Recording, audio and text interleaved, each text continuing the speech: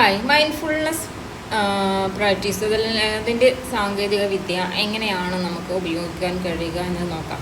അഥവാ നമ്മുടെ ലൈഫിലും നമ്മുടെ മെഡിറ്റേഷനിലുമുള്ള ഒരു സമീപനമാണ് മൈൻഡ്ഫുൾനെസ് എന്ന് പറയുന്നത്. ഇത് ഒരു വ്യക്തികളെ അവരുടെ ചിന്തകളിലും ഇമോഷനുകളിലും അല്ലെങ്കിൽ ചുറ്റുപാടുമുള്ള കാര്യങ്ങളെ ശ്രദ്ധ കേന്ദ്രീകരിക്കാൻ സഹായിക്കുന്നു. അഥവാ മൈൻഡ്ഫുൾനെസ് വ്യായാമങ്ങളിൽ ആഴത്തിലുള്ള ശ്വസനം അല്ലെങ്കിൽ ദൃശ്യവൽക്കരണം, ജേർണലിംഗ് എന്നിവ ഉൾപ്പെടാം.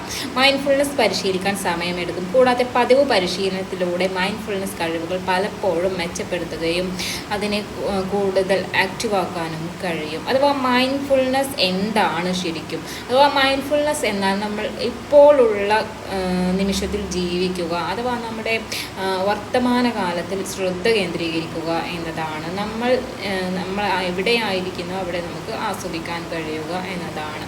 നമ്മുടെ മുൻകാല ചിന്തകളെയും അല്ലെങ്കിൽ ഇനി വരാൻ പോകുന്ന ചിന്തകളെയും നമുക്ക് ഒരു തടസ്സം സൃഷ്ടിക്കുകയും മൈൻഡ്ഫുള്ളായിട്ടുള്ള ഈ നിമിഷത്തിൽ ജീവിക്കുവാനും ഇത് സഹായിക്കുന്നു. അഥവാ മൈൻഡ്ഫുൾനെസ് എന്നത് ഒരു കഴിവാണ്. അഥവാ നമ്മൾ അത് പഠിക്കാനും അല്ലെങ്കിൽ അതിനെക്കുറിച്ച് അത് വികസിപ്പിക്കാനും കഴിയുന്ന കുറച്ച് കാര്യങ്ങൾ നമുക്കിവിടെ ചെയ്യാം.